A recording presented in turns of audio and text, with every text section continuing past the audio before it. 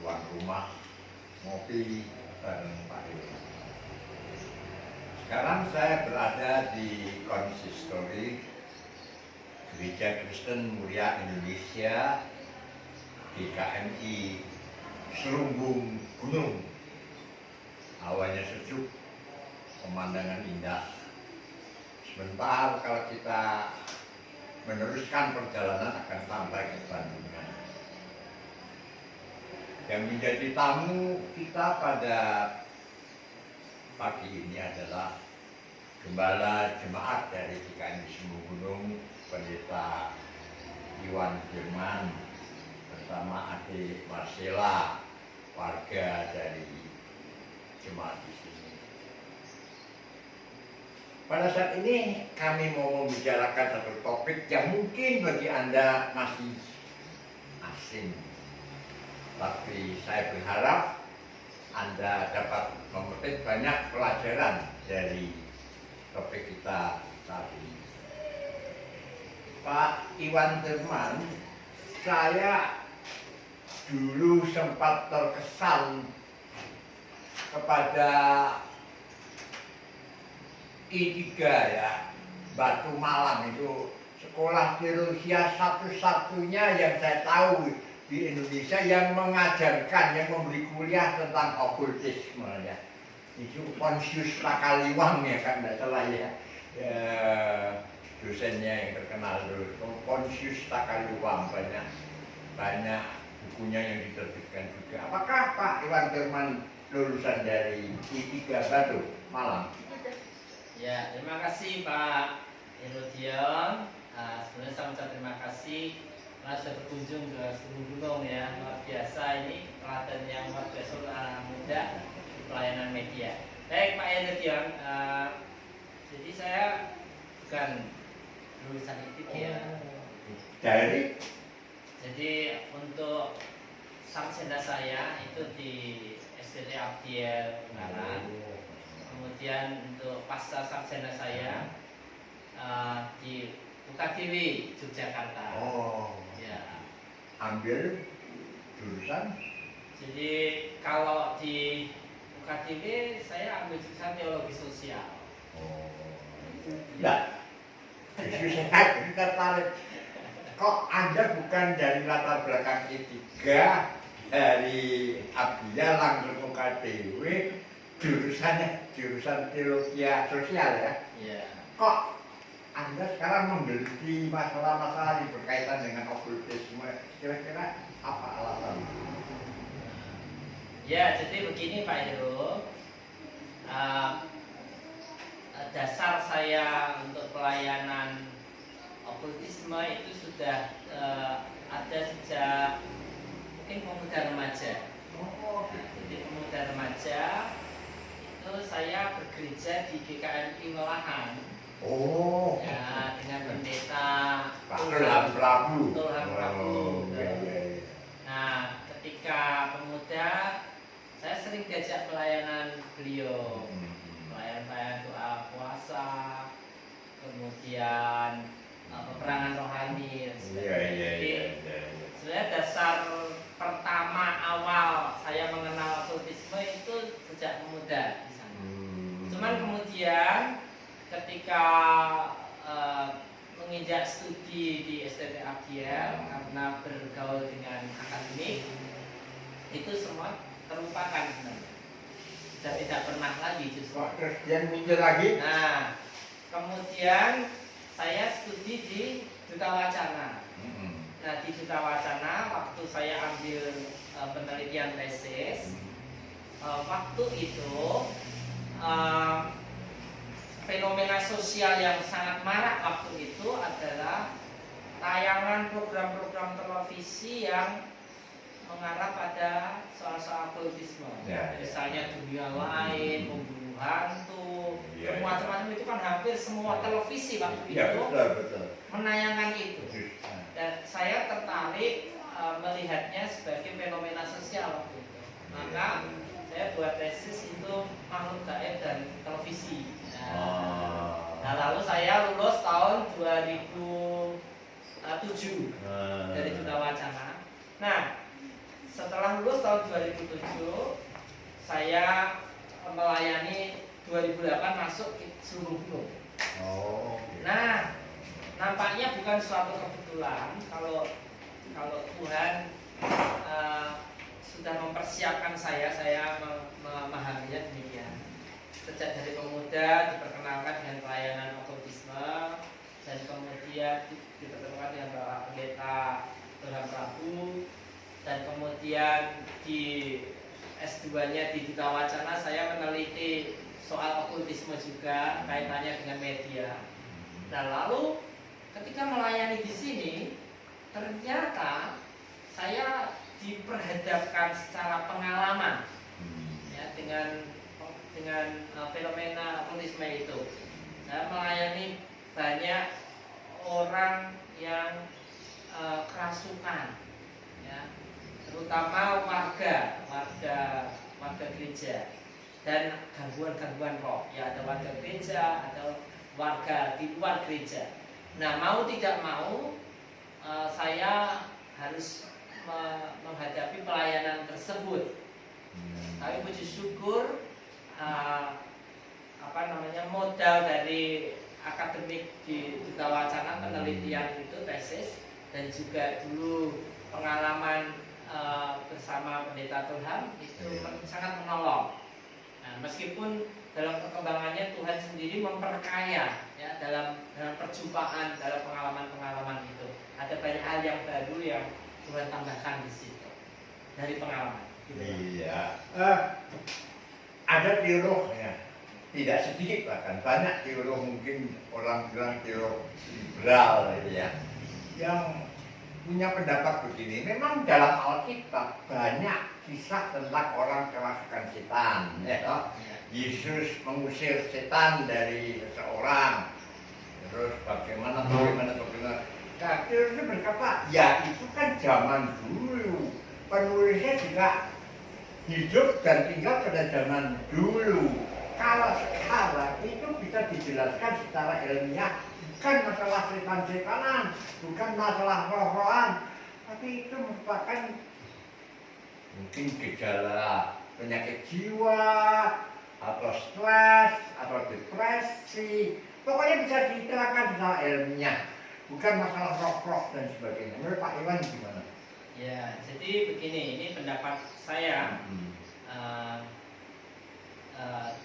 Setelah saya belajar dari secara akademik maupun dari pengalaman, ada bedanya antara orang-orang yang kerasukan atau mengalami gangguan roh dengan orang-orang yang memang ada gangguan jiwa yang seringkali dipersepsikan, disamakan. Orang demikian mengeneralisasi, tidak hanya orang awam yang mengeneralisasi, tapi ilmuwan bahkan suka mengeneralisasi. Itu kalau dalam gangguan jiwa secara psikologis itu ada namanya NPD, Multiple Personality Disorder, gangguan kepribadian ganda, atau histeria. Itu yang sering kali disamakan dengan kerasukan. Jadi kalau menurut pendekatan psikologis, gangguan kepribadian ganda itu adalah karena trauma-trauma masa lalu yang dipendam di bawah sadar, yang kemudian itu berproses dalam jangka waktu yang sangat lama dan biasanya pada masa kecil, tapi kemudian pada ada momentum tertentu saat dewasa itu menjadi pecah kepribadian, yang bentuk kepribadian yang pecah, jadilah histeria atau multiple personality disorder atau kepribadian ganda. Orang menyebut lain juga dengan peristiwa gangguan disosiatif. Itu secara psikologi. Tetapi saya melihat itu dua hal yang berbeda. Gangguan jiwa saya percaya itu ada karena trauma masa lalu. Untuk membedakannya? Saya membedakan. Jadi dan kerasukan itu ada sendiri dan penanganannya pun itu berbeda-beda. Nah, maksud saya supaya kita tahu, oh orang ini begini, orang ini begitu, membedakannya. Ya, jadi tentunya kita membedakan dengan melakukan analisis pengamatan terhadap orang itu ya secara lebih mendalam. Tapi saya mungkin akan sedikit secara ringkas memberikan pembedaannya, Pak. Iya, iya. Pembedaannya. Jadi begini, kalau orang kerasukan itu, jadi kita harus menerjemahkan, ya, membedakan, memberikan definisi yang khusus, tidak satu definisi dipakai dengan definisi yang lain. Itu gangguan jiwa tapi disebut kerasukan, atau sebaliknya kerasukan disebut gangguan jiwa semuanya. Itu menurut saya generalisasi yang tidak berdasar, dan menurut saya itu mengabaikan kondisi real dari pasien, dan menurut saya itu justru berbahaya. Jadi penanganannya harus tepat. Orang yang kerasukan didekati dengan secara rohani, ya. Orang yang gangguan jiwa dekati secara terapi, secara klinis dan sebagainya. Saya membedakan itu. Jadi yang begini, Pak, kerasukan itu kita definisikan sebagai masuknya roh atau arwah, ya, dari luar ke dalam tubuh seseorang, dan itu sangat dimungkinkan. Dan saya melihat kesaksian Alkitab itu sampai sekarang adalah sesuatu yang real, dan sampai sekarang pun masih bisa terjadi, dan saya mengalaminya, maksudnya hanya menghadapi pengalaman itu. Kalau kerasukan, ya karena itu masuknya roh, kita dekati secara rohani, kita doakan.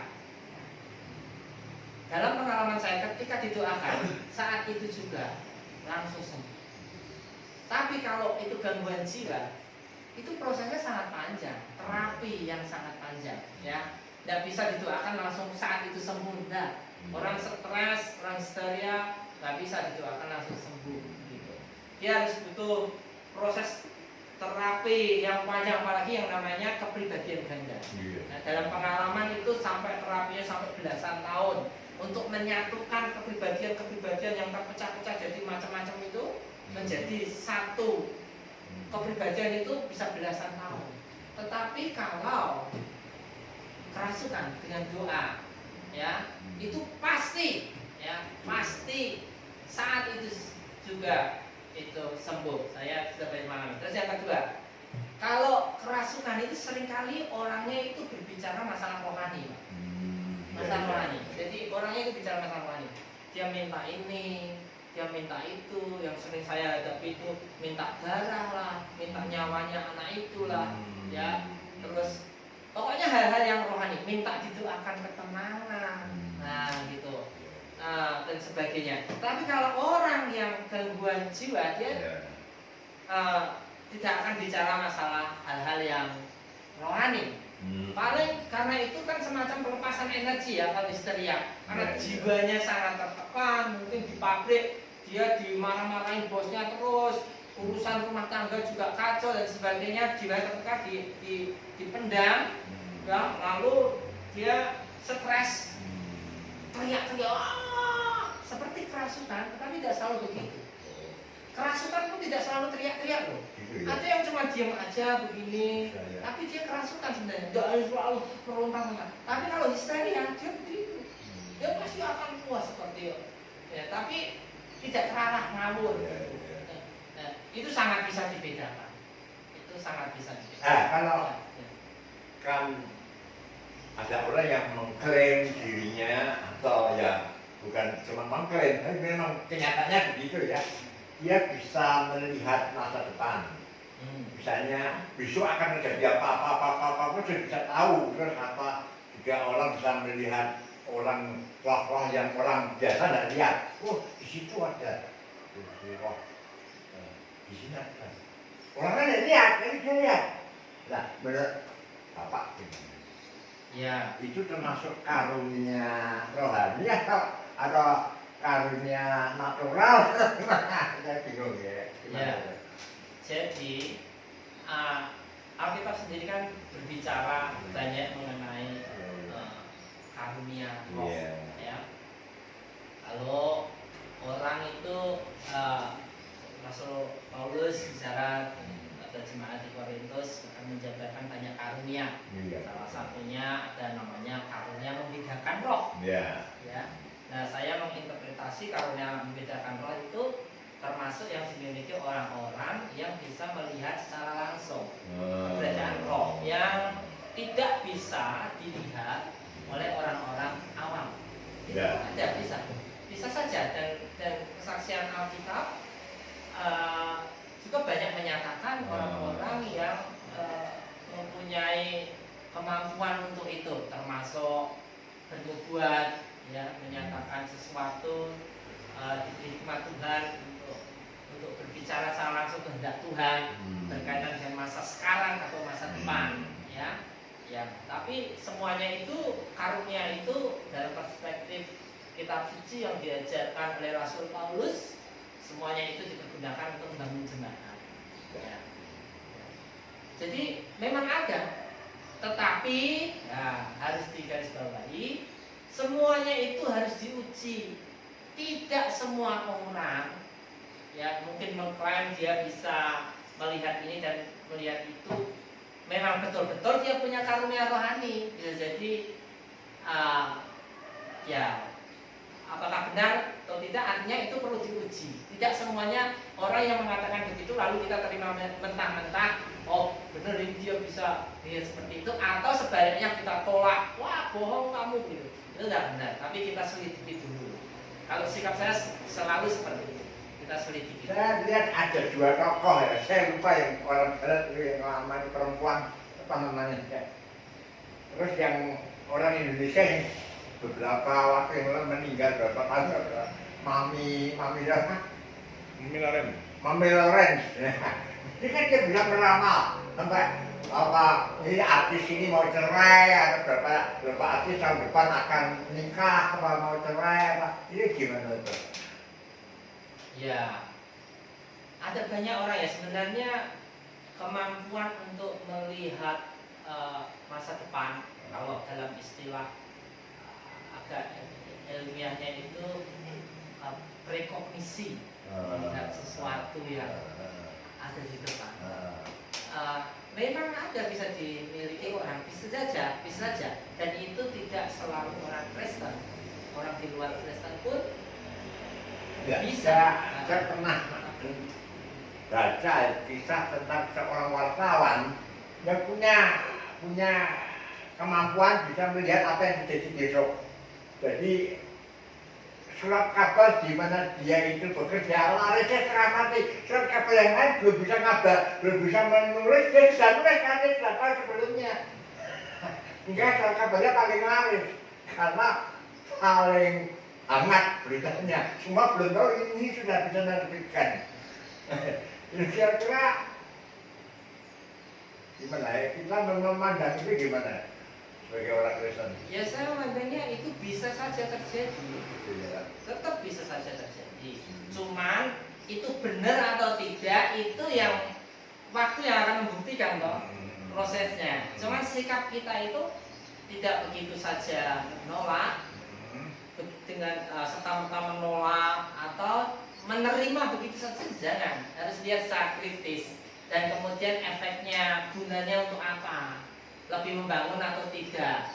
Itu kan pertanyaan-pertanyaan kritis terhadap kemampuan-kemampuan seperti itu. Saya percaya kemampuan-kemampuan itu ada.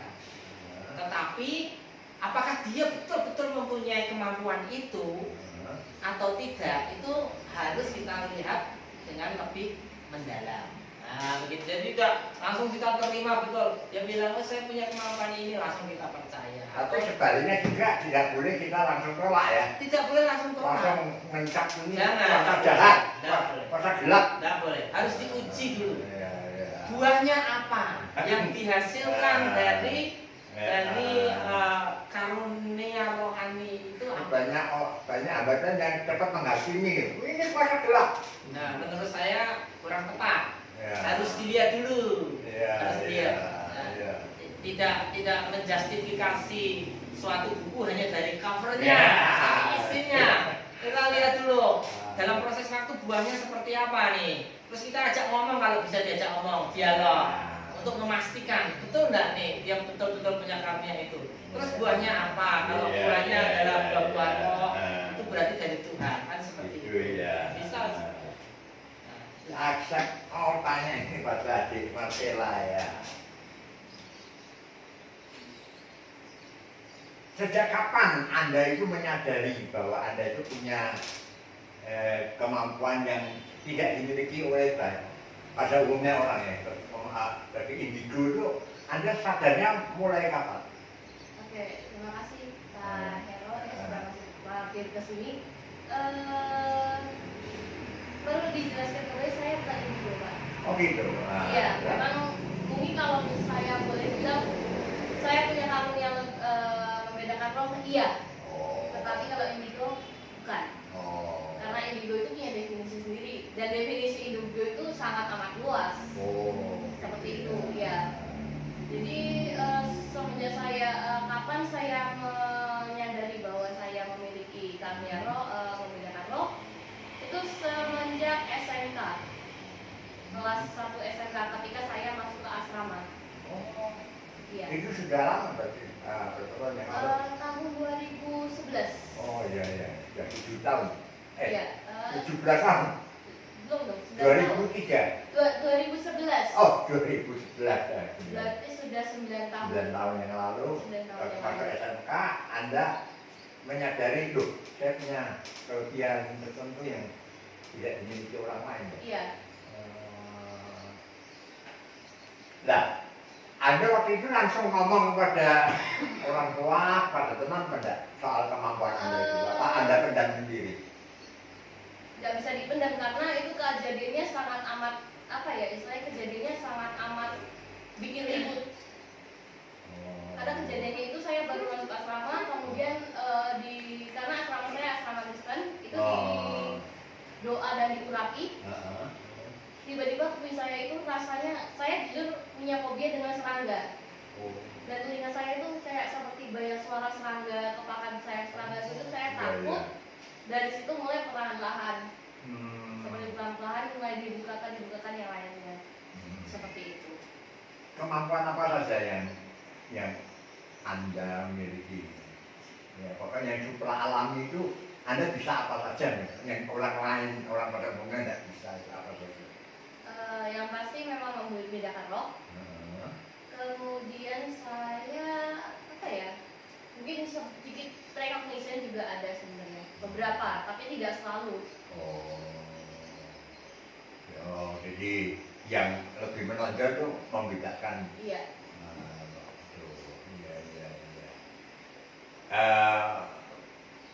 Berkomunikasi dengan roh bisa? Bisa. Oh, gitu ya. Berarti Anda juga bisa mengadakan semacam tawar menawar supaya roh itu bisa pergi dan sebagainya. Tidak pernah mencoba dan tidak akan, karena kan memang yang saya pelajari selama ini, saya baca di Alkitab pun itu kan sebuah dosa dan sebuah kekejian bagi Allah. Jadi saya tidak pernah, kalaupun ternyata saya bisa pun saya tidak akan melakukan, karena itu kekejian buat Allah. Riskan ya.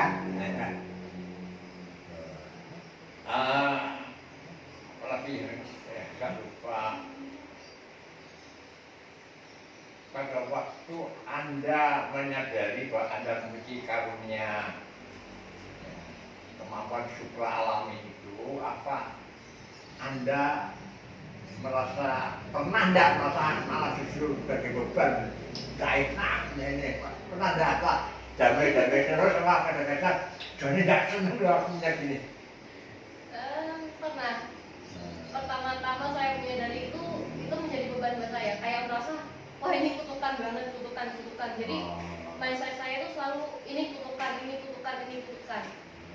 Lalu karena tiap orang kan memiliki proses yang beda-beda. Mungkin teman saya ada yang bisa kemudian tapi kayak happy aja, nggak merasa kutukan. Kalau saya waktu itu merasa kutukan karena prosesnya saya itu tidak enak. Prosesnya ya banyak proses-proses yang tidak enak, seperti misalkan sering kesurupan dulu waktu SMA. Oh gitu ya? Iya, sering kerasukan, sering kesurupan, dan sampai memang yang salah satu yang melayani saya ini Pak Iwan ini yang melayani saya. Nah, sekarang Anda kan Kristen kan, pengikut Kristus, tapi Anda juga punya kemampuan supra alami seperti itu. Anda menyelaraskan dua hal ini karena adalah iman kepada Tuhan dengan kemampuan supra alami yang Anda miliki. Menyelaraskannya supaya tidak saling bertentangan. menyelaraskannya ya dengan mengikuti firman. Seperti tadi kan Ya. Pak Heru bilang bisa mengumpulkan dan bernegosiasi dengan mereka. Tapi kalau misalnya kita lihat dengan firman Tuhan kan tidak boleh, dan itu kekejian. Jadi menyelaraskannya tentu dengan firman Tuhan, apa yang Tuhan katakan dalam Bible, Alkitab, seperti itu. Iya. Mungkin Pak teman-teman bisa memberi kata Ya. akhir buat wartawan. Ya, jadi orang yang mempunyai kemampuan membedakan roh itu pun macam-macam. Ada yang mereka mengalaminya bahkan sejak kecil. Saya tidak tahu sejak kecil. Sebenarnya ada sedikit-sedikit patah-patahan sejak kecil, tapi benar-benar Sadarnya SMA. Karena waktu kecil ketika nggak menyadari kan dipikir itu sesuatu yang biasa, seperti orang lain biasa. Kan ini kan ada anak kecil kan punya seperti Ah, teman bicara yang kaya lah kan tidak ada. Dia ngomong kalau Mas Duki ngomong kalau sopo, tapi itu merasa nyata.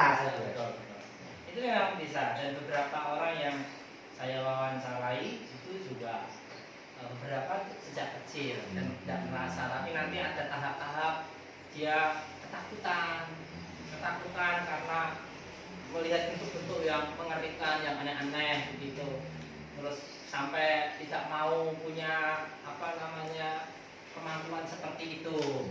Terus tapi nanti ada pada titik-titik dia namanya pada titik kedewasaan, dia bisa menerima anugerah yang diberikan itu dan tahu untuk apa. Nah, itu sebenarnya titik itu yang perlu dicari oleh orang-orang, teman-teman yang punya karunia itu.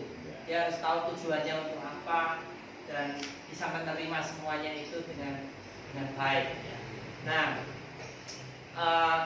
untuk kita sebagai orang-orang Kristen, ya, terutama pendeta hamba Tuhan perlu bisa mendampingi orang-orang seperti itu karena memang mereka butuh proses khusus.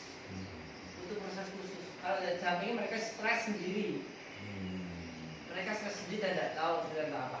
Nah, beberapa kali dalam pelayanan saya ajak Mbak Sela ini dan juga ada satu lagi yang punya kemampuan untuk membedakan roh. Waktu itu kita ajak pelayanan pembersihan rumah, ya. Dan itu sangat-sangat efektif. Jadi waktu itu kita mendengar bahwa keluarga tersebut itu intinya tidak bagus ya. Secara ekonomi, secara hubungan personal dan sebagainya itu tidak bagus. Rasanya rumah itu kayak panas, pokoknya tidak nyaman. Lalu kita sepakat untuk berdoa puasa untuk mendoakan rumah itu. Nah, kemudian kita ajak tim, kita termasuk Mbak Sela dan satu pemuda waktu itu. Lalu kita berdoa, itu luar biasa, kemampuan ini sangat-sangat efektif.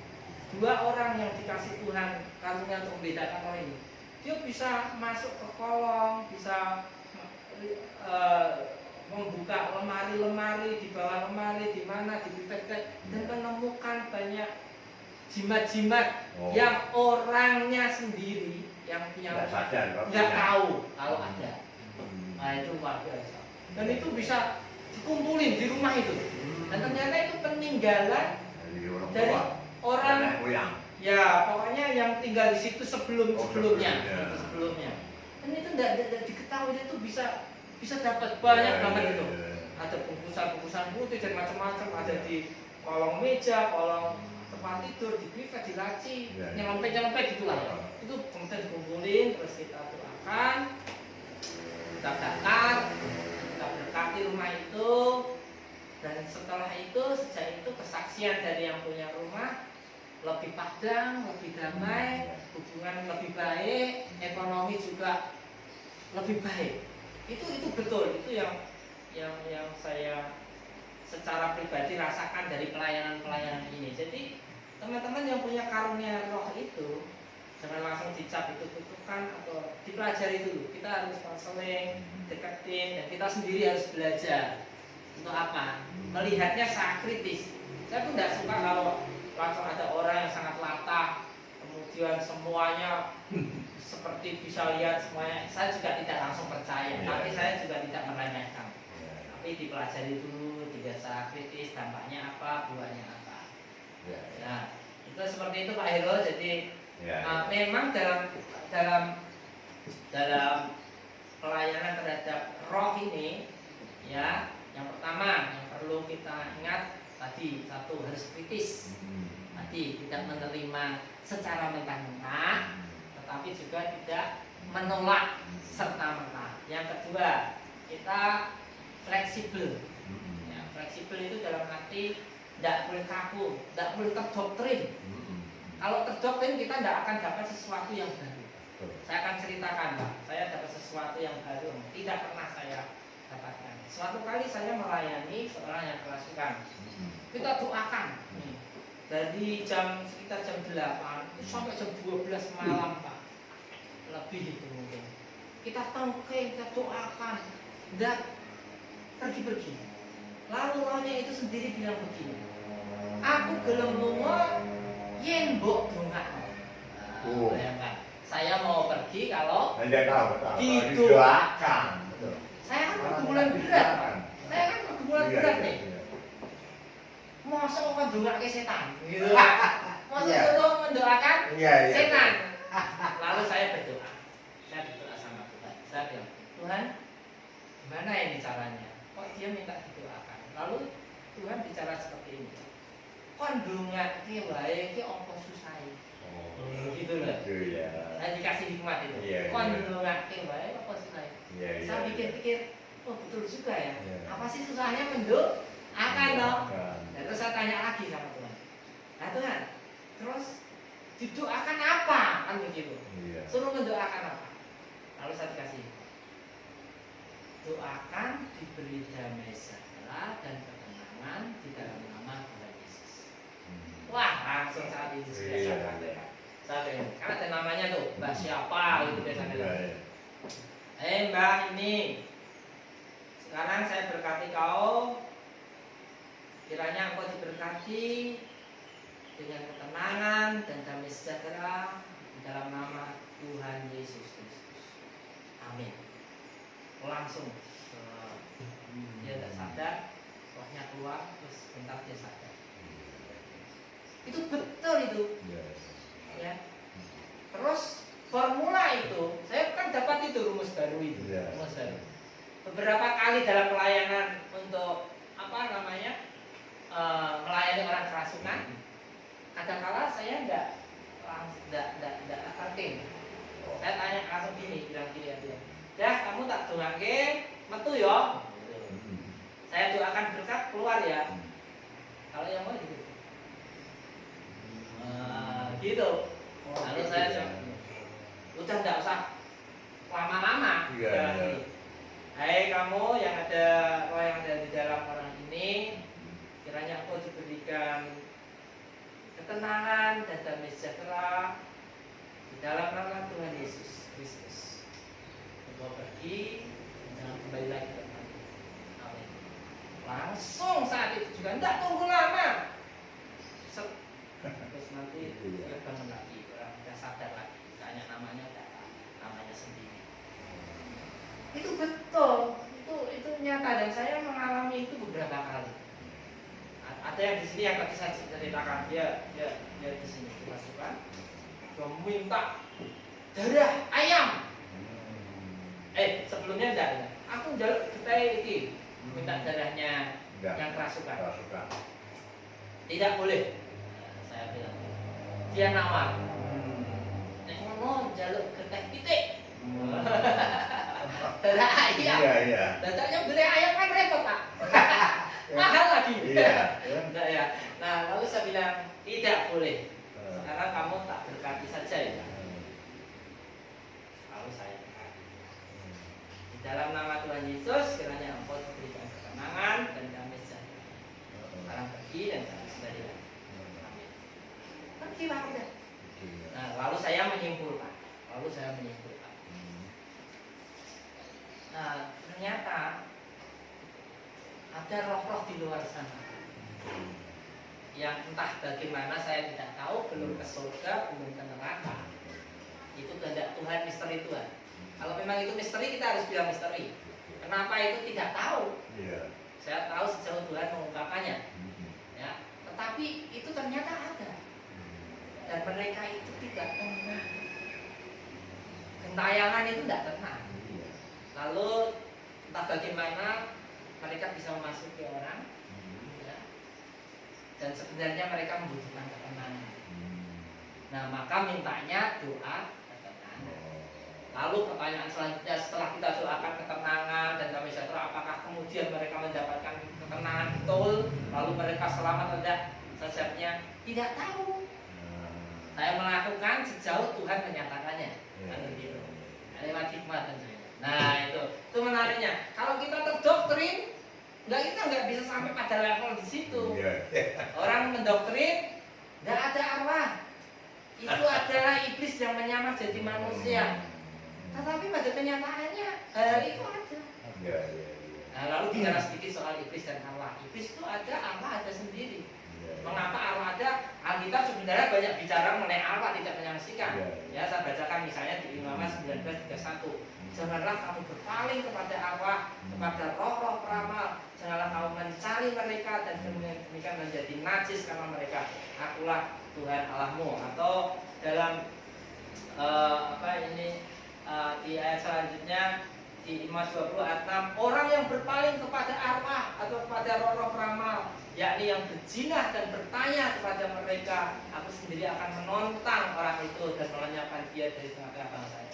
Alkitab sendiri banyak bicara tentang arwah, roh orang mati yang entah bagaimana, belum ke surga, belum ke neraka. Tetapi yang dilarang oleh Alkitab itu adalah bertanya, dalam arti meminta bantuan, kepada arwah. Bahkan yang didatangkan roh Samuel sendiri, ya, si Saul itu toh. Nah, itu roh Samuel yang datang dan Tuhan izinkan itu pun tetap dilarang sih yang datang orang suci. Ya, yang didatangkan roh orang suci kan dia berarti kemudian pikirannya Saul itu berpengharapannya pada roh orang mati, bukan pada Tuhan. Itu kan yang dilarang. Tuhan melarang kita meminta bantuan pada roh orang mati. Tetapi bahwa arwah itu ada, Alkitab tidak menolak. Silahkan selidiki. Nah, begitu. Nah, kalau kita terdoktrin, tidak ada arwah yang ada setan dari manusia, mandek. Perkembangan pelayanan kita sudah sampai di sini, tidak ditambahkan. Jadi, dan yang ketiga tadi kritis, fleksibel, jadi dan terbuka terhadap sesuatu yang baru yang Tuhan berikan kepada kita. Dan tentu saja saya mengatakan semuanya harus diuji. Buahnya apa? Kalau buahnya kebaikan, damai sejahtera, sukacita, ya, kerendahan hatian, itu semua buah-buah roh, itu semua dari Tuhan. Demikian, Pak. Iya. Dan saudara, kita sudah banyak mendengar. Saya yakin Anda masih ingin tahu ya. Justru itu yang saya harapkan, jangan sampai cuma mandek sekian. Ketidakpuasan Anda itu akan membuat Anda makin maju, makin boleh tetap menambah ya, pengertian, pemahaman Anda. Dan jangan lupa Alkitab jangan dilupakan. Anda harus tekun dalam pengajaran firman Tuhan supaya Anda tidak tersesat di dalam mengambil dan mengarahkan jalan hidup Anda, bahkan masalah-masalah dunia. Terima kasih Pak Pendeta yang terima kasih. Sampai ketemu dalam program selanjutnya. Kalau Anda menyukai acara ini, tolong Anda tutul, like, jempol atau itu dan subscribe, forward ya. Kemudian Anda juga bagikan kepada teman-teman, sanak famili, grup-grup yang Anda ikuti. Tuhan memberkati.